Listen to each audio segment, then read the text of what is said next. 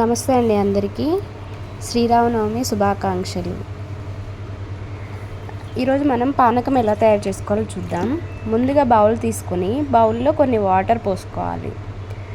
Water పోసుకున్న తర్వాత బెల్లాన్ని, మిరియాల పౌడర్ని, ఇలాచీ పౌడర్ని తీసుకోవాలి. ఇప్పుడు మనం వాటర్లో బెల్లాన్ని యాడ్ చేసుకుందాం. 1 కప్ బెల్లాన్ని యాడ్ చేసుకున్న తర్వాత బెల్లాన్ని కరిగించుకోవాలి వాటర్లో.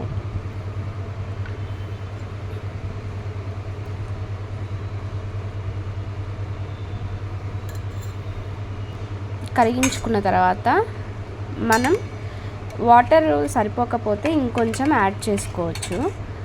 నేను ఇంకొంచెం వాటర్ని యాడ్ చేస్తున్నాను. ఇక్కడ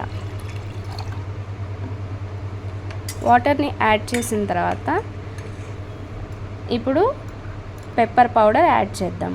మిరియాల పౌడర్ యాడ్ చేస్తున్నాను. కొంతమంది సాల్ట్ కూడా యాడ్ చేస్తారండి, బట్ నేను సాల్ట్ యాడ్ చేయట్లేదు.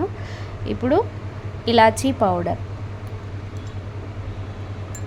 పెప్పర్ పౌడర్, ఇలాచీ పౌడర్ వేసుకున్న తర్వాత బెల్లాన్ని కరిగించుకోవాలన్నమాట.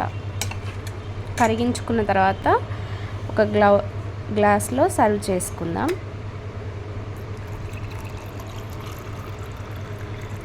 పానకం రెడీ.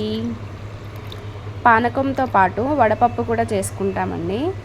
పానకం, వడపప్పు శ్రీరామనవమి స్పెషల్ అన్నమాట. If you like this video, please subscribe. Thank you for watching.